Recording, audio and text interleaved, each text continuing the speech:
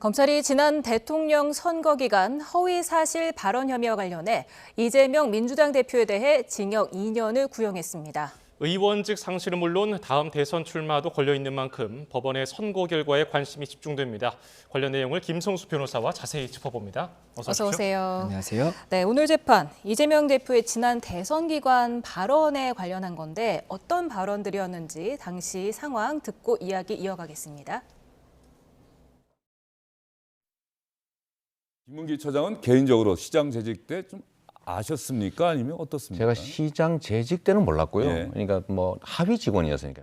만약에 안 해주면 직무유기 뭐 이런 걸 문제 삼겠다고 협박을 해서 다 해주란 말은 없으니까 조금만 반영해 주겠다. 네, 지금 두 가지 발언이 문제가 됐습니다. 첫 번째 발언 먼저 보겠습니다. 김문기 전 처장이 지난 대선 최대 이슈였던 대장동 개발 의혹 관련 핵심 인물인데 이 발언이 왜 문제가 돼서 재판까지 가게 된 건지 설명해 주시죠.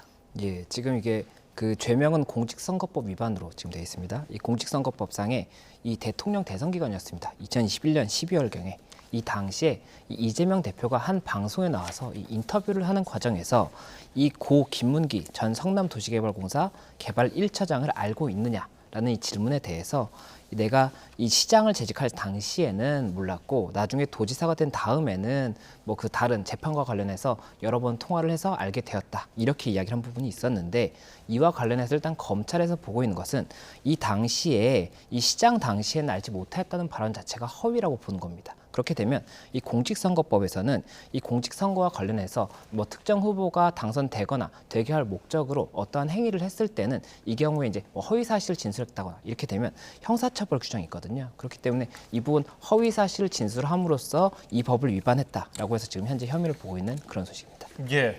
그리고 조금 전에 또 두 번째로 전해드린 내용, 이재명 대표가 마스크를 끼고서 당시에 했던 말인데 용도 변경 관련 경기지사 재직 시절에 국회 국정감사에서 한 얘기입니다. 백현동 개발 특혜 의혹 관련해서 국토부의 단순 협조 요청을 협박으로 허위 발언을 했다는 혐의인데 오늘 공판에서 이야기가 말이 조금 꼬였다 이렇게 얘기를 했더라고요. 어떻게 보셨습니까? 예, 이 부분에 대해서 사실관계를 조금 설명을 드리면 이게 예. 2021년 국정감사 당시입니다. 이때 당시에 이 백현동 한국식품연구원 부지가 있습니다. 이 부지와 관련해서 이게 용도 변경이 돼서 굉장히 이제 큰 건물을 지을 수 있는 용적률을 굉장히 높여주는 그런 이제 변경이 있었습니다. 이게 있었는데 이때 당시에 이것을 올린 것이 어떤 쪽인 불법적인 이유가 아니었느냐는 의혹이 제기될 때였거든요. 근데 이 관련해서 이 당시에 이걸 변경하게 된 이유 자체가 국토부의 이 용도 지역 변경에 관한 지시가 있었고 그 과정에서 협박성 발언이 있었다 이렇게 지금 언급을 했던 부분이 있었던 겁니다. 예. 그런데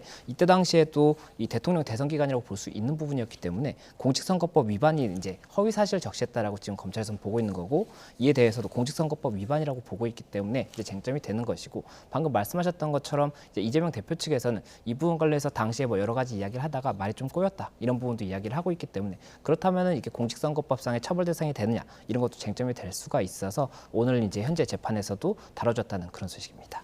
네, 지금 기소 2년 만에 결심 공판이 열렸습니다. 검찰이 2년형, 징역 2년형을 구형을 했는데 이 부분은 어떻게 보셨습니까? 예, 일단은 이 공직선거법이 이제 계속 말씀을 드렸던 부분이 250조에 있습니다. 이 250조에서는 이 후보자를 당선되거나 되게 할 목적으로 연설, 방송, 신문 등의 방법으로 이 후보자에게 유리하도록 후보자의 배우자, 직계 좀비속, 형제 자매의 뭐 출생지라든지 가족관계, 뭐 신분, 행위 이런 부분에 대해서 허위 사실을 공표하면 5년 이하의 징역이나 3천만 이하의 벌금형을 규정을 하고 있습니다. 예. 그런데 2년형을 구형을 했다는 것은 어쨌든 상당히 중하게 검찰에서는 보고 있다라는 부분이고 다만 이게 재판에서 이제 판결이 유무죄를 일단은 법에서는 가려야 될 것이고 유죄라고 했을 때 이 형이 어느 정도가 선고되느냐도 이제 가려야 되는 것이지 않습니까? 그리고 이게 선고가 어느 정도의 선고가 나오느냐에 따라서도 또 이게 피선거권의 박탈이라든지 굉장히 중요한 부분이 문제가 될 수가 있기 때문에 이 부분 유무죄가 이제 인정이 되는 것이 어떻게 되는지 그리고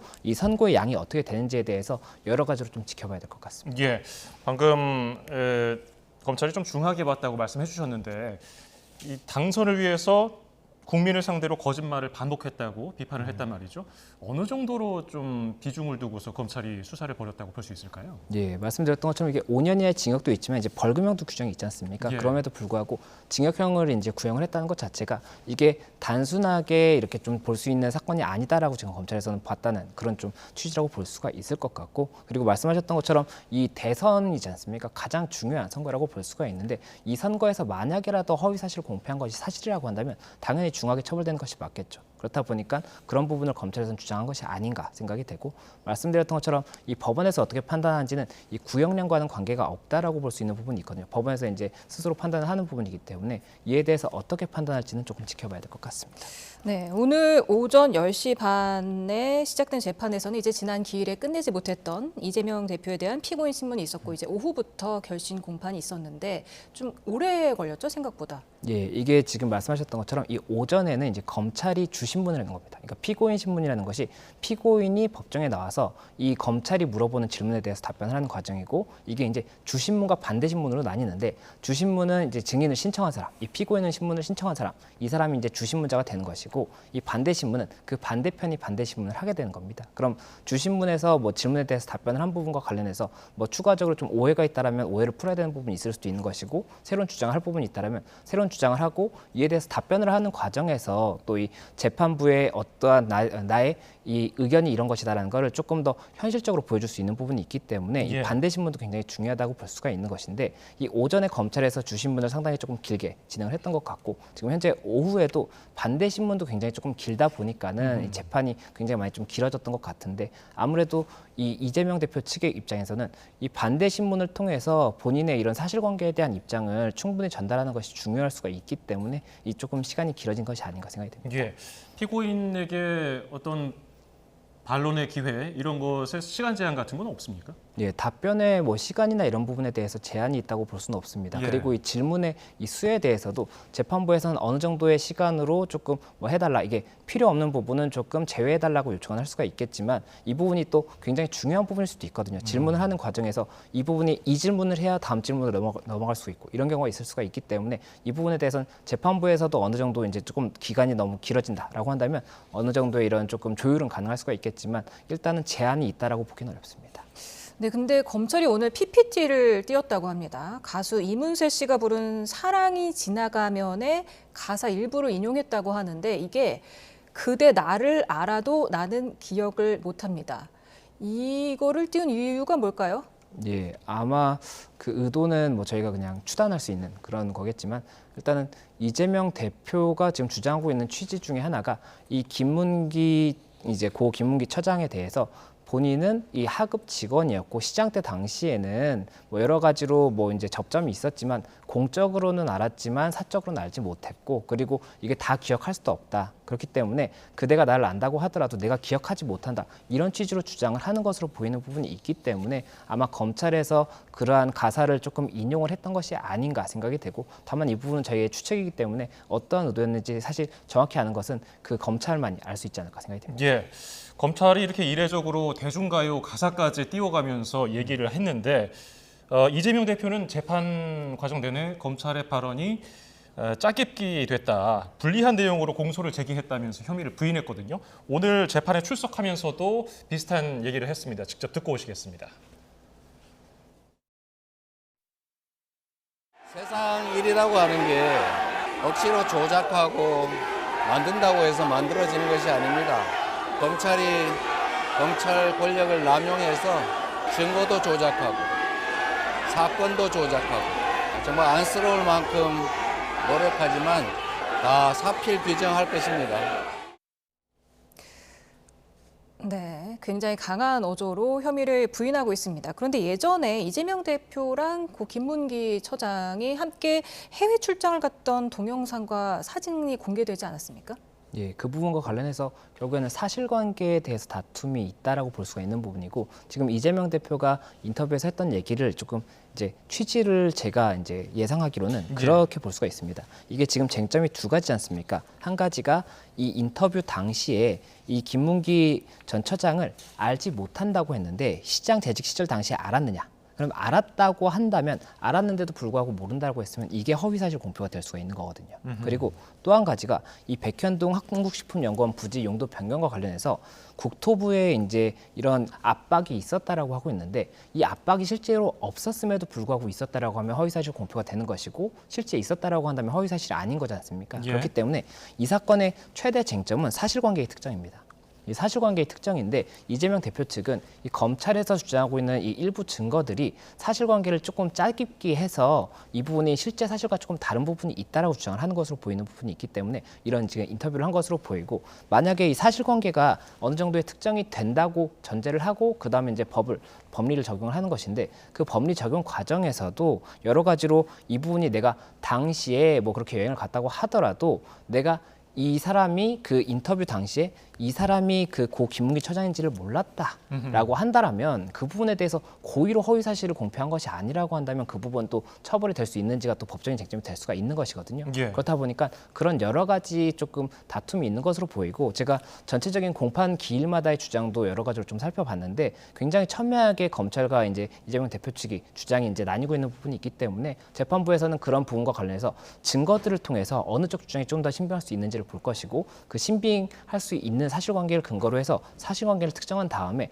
법리를 적용할 것이어서 그 부분이 어떻게 되는지는 조금 더 지켜봐야 될 것 같습니다. 참 어렵습니다. 김문기 전 처장 관련해서는 기억력의 한계를 계속해서 이재명 대표 측에서는 주장하면서 혐의를 부인하고 있는데 어떤 식으로 어떤 증거, 뭐 혹은 증거 어떤 걸로 이런 거를 확인하게 됩니까? 예, 만약에 뭐 정말 기억을 못한다라고 하고 하급 직원이었기 때문에 내가 업무적으로는 많이 접했지만 이 사람의 뭐 이름도 알 수가 없었다든지 아니면 내가 굉장히 많은 일을 하고 있기 때문에 이 사람을 그때 당시에 내가 인터뷰할 때 기억을 할 수가 없었다라고 한다라고 하면 그 부분 관련해서 이 법원에서는 이제 검찰에서 제출하는 여러 가지 증거들을 통해서 이게 정말 가까운 사이였다라고 하면 아무리 내가 굉장히 하급 직원이 많았다고 하더라도 특히 가까운 직원은 기억할 여지가 있지 않습니까? 예. 뭐 만약에 그런 부분이 있다라고 한다면 기억을 할 수 있었다라고 보고 그 부분 판단을 할 수가 있는 것이고 만약이라도 정말 그런 접점이 많이 없었던 것으로 보이는 부분이 있다라든지 아니면 정말 많은 하급 직원이 있어서 이렇게 친하게 지내는 직원도 많았다라고 한다면 당시에 뭐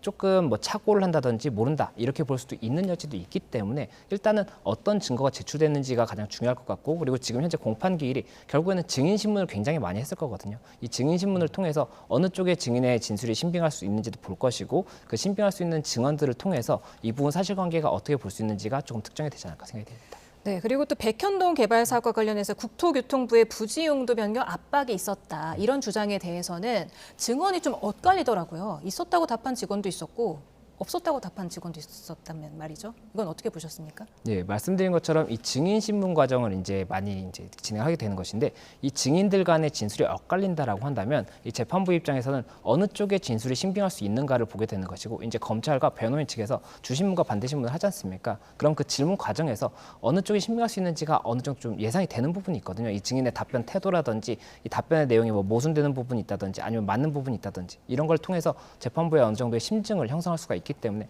그런 부분을 통해서 어느 쪽 진술이 맞다라고 이제 조금 판단할 수 있는 부분이 있고 그리고 이 증언 외에도 추가적인 이 객관적인 증거들이 있을 것이거든요. 물증 이런 것들이 있을 것이기 때문에 이 물증과 이런 증언들을 이제 합쳐서 결국에는 사실관계를 파악하지 않을까 생각이 듭니다. 예, 검찰이 징역 2년을 구형했기 때문에 법원이 다음 달에 언제 그 판결을 내릴지는 정확하게 아직 나오지 않았습니다만은 다음 달 중에 나올 것으로 예상이 되는데 어떤 판결을 내릴 거라고 예상을 하십니까? 정말 예상하기가 어려운 것 같습니다. 예. 지금 현재 재판부에서도 이 사실관계를 너무 첨예하게 다투고 있기 때문에 어느 쪽을 신빙할 수 있는지를 다시 이제 전체 기록을 보면서 다시 검토를 할 수밖에 없을 것이고 이게 만약에 유죄가 인정된다라고 하더라도 이 두 가지 혐의 중에서 일부만 유죄가 인정될 수도 있는 겁니다. 그리고 또 유죄가 인정된다고 했을 때 이게 벌금이 100만 원이 넘어가는 형이 선고되느냐도 굉장히 중요한 쟁점이 될 수가 예. 있는 게 이 100만 원이 넘어가는 공직선거법 위반으로 벌금이 100만 원이 이제 넘어가게 되면 이 공직선거법 19조 1호에 따라서 5년간 피선거권이 박탈이 됩니다. 그리고 이 국회의원직 상실도 국회법 136조에 따라서 이제 퇴직하는 것으로 돼 있거든요. 확정이 된다라고 한다면. 그렇기 때문에 그 부분 관련해서도 여러 가지 쟁점이 될 수가 있고, 또 이게 저희가 1심에서 선고가 나고 이게 확정이 안 되고 항소하고 상고를 할 수가 있지 않습니까? 그렇게 되면 이 박탈이라든지 뭐 이런 부분이 확정되는 걸 기준으로 하기 때문에 1심에서 만약에라도 유죄가 선고가 되고 뭐 벌금형 100만 원 이상이 선고가 됐다고 하더라도 항소심, 상고심이 끝날 때까지는 그 결과가 이제 효과가 있는 것이 아니기 때문에, 그리고 또 그 상고심에서 또 바뀔 수도 있는 거지 않습니까? 그렇기 때문에 여러 가지 가능성을 두고 봐야 될 것으로 보이고, 현재 이 부분이 어떻게 결과가 나올 것이라는 것은 정말 섣불리 예측하기 어려운 것 같습니다. 대법원 확정 판결이 나올 때까지는 보통 얼마 정도 걸린다고 보십니까? 사건마다 다른데 이제 항소심에서 어느 정도의 뭐 증인 신문이라든지 이런 절차가 진행되느냐에 따라서 다를 것 같습니다. 그런데 지금 이게 굉장히 첨예하게 사실관계가 다 터지고 있기 때문에 1심에서도 지금 2년 정도의 재판 과정이 걸린 거지 않습니까? 그러면 이 항소심에서 지금 2년간의 이 증인 신문을 통해서 충분히 증인 신문이 됐다라고 한다면 그 부분 이제 항소심에서는 법리적인 다툼만 있을 수가 있는 것이고, 그게 아니라고 한다면 또 증인 신문을 여러 차례 뭐 이제 진행을 하고 한다면 굉장히 오랜 기간이 지연될 수가 있기 때문에 그 부분 지켜봐야 될 것 같습니다. 예. 이재명 대표가 지금 선거법 위반 혐의 말고도 재판 3개를 함께 지금 진행하고 있는데 어떤 재판들인지 좀 정리를 해주실까요? 예, 이 부분 일단은 대장동, 백현동, 그리고 위례라는 지역이 있죠. 위례 사건, 예. 또 성남 FC 사건, 이 4가지 혐의에 대해서 한 개 재판으로 진행이 되고 있습니다. 그래서 이와 관련해서 일단은 뭐 여러 가지 혐의가 있는데, 이 뭐 대장동 같은 경우에도 이 대장동 이런 사업과 관련해서 많은 편의를 봐줬다라는 부분이 있지 않습니까? 예. 그래서 그런 부분들에 대한 쟁점이 될 수가 있는 것이 있고, 또 이제 성남 FC와 관련해서는 이 성남 FC 운영과 관련해서 어떠한 뭐 금액을 좀 지급하게 하는 그런 부분이 있었다라고 하거든요. 그렇다 보니까 그런 부분들에 대해서도 일단 재판이 진행이 되고 있습니다. 또 그리고 재판 지금 추석 증인에 대해서 위증 교사를 했다는 부분이 있는데, 이게 2018년 당시에 또 공직선거법 위반으로 이재명 대표가 재판을 진행을 했었는데, 그때 당시에 출석한 증인에 대해서 이재명 대표가 위증을 교사했다는 혐의도 있는 겁니다. 그래서 이것도 이제 10월 달에 선고가 될 가능성이 있다라고 하다 보니까 이 부분도 좀 쟁점이 되고 있고, 또 이제 쌍방울 같은 경우에 쌍방울이 이 대북 송금을 불법적으로 하게 하는 것에 있어서 관여가 돼 있다라고 해서 재판이 되고 있는 부분이 또 있지 않습니까? 예. 그래서 이와 관련해서도 재판이 굉장히 조금 첨예하게 진행되고 있기 때문에 여러 가지로 이재명 대표가 계속해서 선고가 이제 나올 수밖에 없고 재판이 계속 진행될 수밖에 없다, 이렇게 관측이 되고 있습니다. 네, 지금 오늘 결심 공판이 하나 있었고, 또 검사 사칭 관련해서 그 위증교사 의혹 재판은 오는 30일에 결심 공판이 예정이 돼 있습니다. 그런데 이제 대장동 사건은 언제쯤 내려질지가 좀 요원한 게 증인만 200명이 넘을 것으로 전망된다면서요? 네, 맞습니다. 이 대장동 같은 경우는 사실관계가 굉장히 복잡합니다. 굉장히 복잡하고 기간도 길기 때문에 말씀하신 것처럼 증인이 뭐 정말 수백 명에 달할 수가 있는 것이고, 그러면 이 증인들을 계속해서 이제 공판기일마다 신문을 해야 되는 것인데, 증인 신문이 실제로 뭐 다 필요한 증인이라고 하면 재판부에서 이 부분은 일부는 조금 제외합시다라고 할 수가 있다고 하더라도 전체를 다 제외할 수는 없는 것이거든요. 그러면 정말 시간이 많이 소요가 될 수밖에 없기 때문에 그런 부분 관련해서도 일단 재판이 어느 정도 진행될지는 재판부가 이 부분 증인 신문에 대해서 어떻게 이제 결정을 하고 이 변호인과 검찰에게 어떻게 이제 조금 정리를 하는지에 따라서 조금 지켜봐야 될 것 같습니다. 예. 자, 주제를 바꿔보겠습니다. 이른바 의사 블랙리스트를 인터넷에 올린 혐의를 받는 사직 전공의 정모 씨가 구속기로에 놓였습니다. 오늘 영장 실질 심사가 열렸죠? 예, 맞습니다. 이 현재 사실관계를 조금 설명을 드리겠습니다. 네. 이 의사들이 지금 이 단체 행동이라고 하는 그런 행동을 하고 있는 부분이 있지 않습니까? 그런데 이 단체 행동에 참여하지 않은 의사분들도 계시거든요. 그렇다 보니까 이와 관련해서 뭐 여러 가지 또 이야기가 있었는데, 이 의사와 의대생들이 사용하는 사이트가 있습니다. 이 인증을 하고 들어간 사이트인데, 예. 거기에 의사 뭐 참의사 리스트 뭐 이렇게 해서 그때 당시에 이제 그 현재 단체 행동에 참여하지 않은 의사들의 리스트가 뭐 성명이라든지 그 출신 학교라든지 병원이라든지 이런 것들이 공개가 됐었는데, 이후에도 계속해서 이런 움직임이 있었던 겁니다. 그리고 지난 7월에도 이러한 그 명단과 관련해서 감사한 의사 명단이라고 해서 이 부분 관련 또 유사한 이런 리스트가 돌았고, 이게 이 커뮤니티뿐만이 아니라 또 텔레그램을 통해서도 공유가 됐다고 해요. 예. 그렇다 보니까 이 수사기관에서 수사를 진행을 하면서 이 글을 최초 작성한 사람에 대해서 특정을 했고, 현재 이 작성한 것으로 특정된 자에 대해서 구속영장이 이제 심사가 이루어졌다는 그런 소식입니다. 네, 당초에 개인정보보호법 등 혐의로 입건이 됐는데 경찰이 스토킹 처벌법 위반 혐의로 구속영장을 신청했다고 해요. 이유가 뭡니까? 예, 이 영장을 신청할 때는 죄명이 무엇인지를 특정을 해야 됩니다. 이게 이 죄를 위반한 것으로 보이기 때문에 영장을 신청합니다라고 법원을 이제 설명을 해야 되는 것인데 당초에는 개인정보보호법 위반으로 일단은 검토가 진행이 됐던 것으로 보입니다. 그런데 경찰에서 봤을 때는 그리고 경찰과 수사기관에서 봤을 때는 스토킹 처벌법 위반 부분이 조금 더 명확하게 증명을 할 수 있다라고 본 것이 아닌가 싶습니다. 이 구속영장을 신청하고 영장이 발부되기 위해서는 죄를 범하였다고 인정될 만한 상당한 의심이 가야 되는 부분이 있고 이 죄증을 증명할 만한 부분이 있어야 되거든요. 그런데 이런 죄증을 증명한다든지 상당한 이유가 있다라고 볼 만한 부분이 있어서 스토킹 처벌법 위반 부분이 조금 더 용이하다라고 수사기관에서 본 것이 아닌가 생각이 듭니다. 어떤 부분에서 스토킹 처벌법 위반했다고 본 겁니까? 예, 이 스토킹 처벌법이 2024년 1월 12일에 이제 개정이 되면서 시행이 된 부분이 있습니다. 이게 2023년 7월 31일에 개정이 됐고 그리고 이제 시행은 2024년 1월 12일부터 시행이 되고 있는데 예. 이 스토킹 행위에 대해서 이 정의를 하고 있거든요. 2조에서 정의를 하고 있는데 그 부분 관련 새롭게 추가가 된 부분이 상대방의 정보를 정보통신망을 이용해서 계속해서 제3자에게 제공하는 행위 이것 자체가 이걸 통해서 상대방에게 불안감이나 공포심을 일으키게 하면 이 부분 스토킹 행위에 해당한다고 봤거든요. 예. 그래서 지금 현재 인적 사항을 공개를 하고 있는 거지 않습니까? 그리고 아마 이 공개된 의사분들에 대해서 이 공포심을 느꼈는지 이런 것들을 진술을 받았을 겁니다. 그래서 받았다라는 사람이 있으면 피해자가 특정이 될 수가 있기 때문에 이 부분 스토킹 처벌법 위반 혐의가 있다라고 지금 본 것으로 보이고 현재 이 부분 그렇다면 법원에서 판단을 하게 될 때는 이 범죄에 해당하는지 여부 그리고 사실관계를 지금 증명하고 있는 수사기관의 증거가 이 사람이 이러한 혐의를 했다는 것에 대해서 증명이 충분히 돼 있는지 여부 그리고 만약에 이게 인정이 된다고 하더라도 구속영장이 사전 구속영장이 이제 발부가 되려면 도주의 우려라든지 증거인멸의 우려가 있어야 되거든요. 예. 그렇기 때문에 그런 혐의가 이제 있다고 수사기관에서는 분명히 주장을 할 것이고 그러한 혐의가 있다라고 보이는 증거를 제출할 것이거든요. 뭐 이 사람이 어떠한 증거를 인멸하려고 했던 혐의가 있었다든지 아니면은 도주하려는 이런 행위가 있었다든지 이런 것들을 주장을 하고 증명을 했어야 되기 때문에 법원에서 이러한 사실관계를 어떻게 보느냐에 따라서 발부 여부가 달라질 것 같습니다. 800여 명이에요. 한두 명도 아니고 여러 사람의 개인 정보를 인터넷에 올려서 어떤 그 괴롭힘 행위를 했다고 보고서 이제 스토킹 처벌법 위반 혐의로 신청을 한 건데 가능성, 구속영장 발부 가능성 어느 정도 있다고 보세요?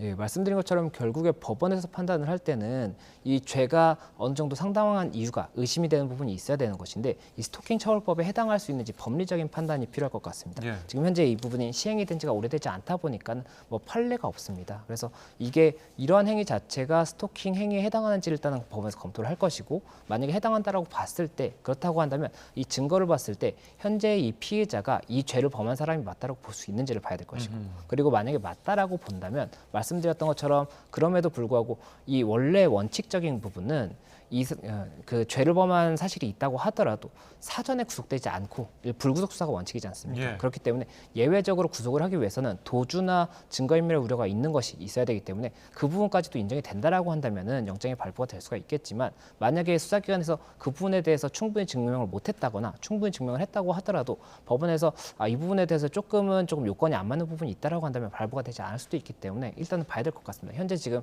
수사기관에 어느 정도의 증거를 확보했는지 또 지금 현재 피해자가 어떠한 행위를 했는지가 명확하지가 않기 때문에 저희가 이 부분 추단하기는 좀 어려운 것 같습니다. 네, 뭐 발부가 되든 안 되든 어쨌든 파장은 일어날 것 같습니다. 지켜보겠고요. 마지막 주제 살펴보겠습니다. 한 남성과 산책하던 개들이 길고양이를 물어 죽이는 일이 벌어졌습니다. 경찰이 수사에 나섰는데요. 사건 개요를 좀 설명해 주시죠. 예, 이게 11일 새벽 이제 경기도 성남시 수정구에서 있던 일입니다.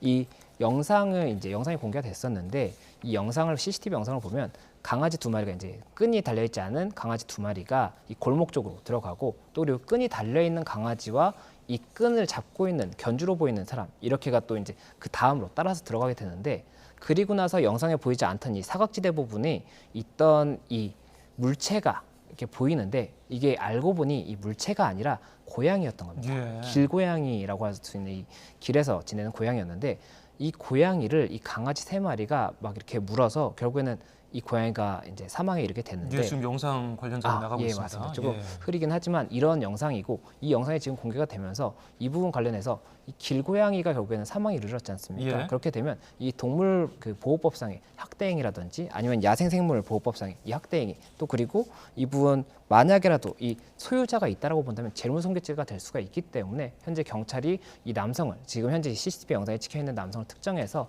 이 사실관계를 조금 조사할 예정이다 이런 소식입니다. 그러면 재물손괴나 동물학대죄 적용해서 형사처벌이 개 주인에게 적용될 가능성이 있습니까? 이 영상에 일단은 경위를 봤을 때 이게 말리는 것으로 보일 수 있다라고 한다면 이 부분을 그 혐의를 인정할 수 있는지가 쟁점이 될 수가 있을 것으로 예. 보이고 또 현재 지금 끈이 없는 강아지들 그 개의 경우에는 이 개의 주인이 현재 이 영상 속의 남성인지도 명확하지 않은 부분이 아하. 있습니다. 그렇기 때문에 여러 가지로 사실관계를 일단 파악을 해야 될 것으로 보이고 또 이 법리에 있어서도 결국에는 형사 사건 같은 경우는 사실관계를 특정하고 그에 따른 법리 적용할 수 있는 부분이 있는지를 검토를 하는 것인데 사실관계를 특정을 했을 때 만약이라도 뭐 동물보호법 위반이라든지 야생생물보호법 위반이라든지 이런 부분이 있다라고 한다면 쟁점이 될 수가 있겠지만 그 부분이 만약 없다라고 한다면은 혐의가 인정되지 않을 수가 있기 때문에 그 부분 조금 사실관계가 어떻게 되는지를 지켜봐야 될 것 같습니다. 저렇게 큰 개를 3마리나 몰고 가면서 일단 저게 큰 개 2마리는 또 심지어 목줄을 매지 않았습니다. 이런 경우에는 어떤 처벌을 받을 수 있습니까? 예, 만약에 실제 지금 목줄하지 않은 개들도 이 견주, 이 남성의 개라고 한다면 이 부분에 대해서는 목줄 착용하지 않은 부분 관련 동물보호법에서 처벌 규정이 있습니다. 그에 따라서 처벌 여부가 검토가 될 수가 있을 것입니다. 뭐 과태료라든지 이런 부분이 있을 수가 있기 때문에 이런 부분이 검토가 될 수 있지 않을까 생각이 되고 다만 현재 이 목줄을 하지 않은 개들이 이 남성의 그 개인지 여부 자체가 일단 파악이 되지 않은 부분이 있기 때문에 그 부분은 조금 봐야 될 것 같습니다. 예, 알겠습니다. 주요 이슈들 김성수 변호사와 함께했습니다. 고맙습니다. 감사합니다.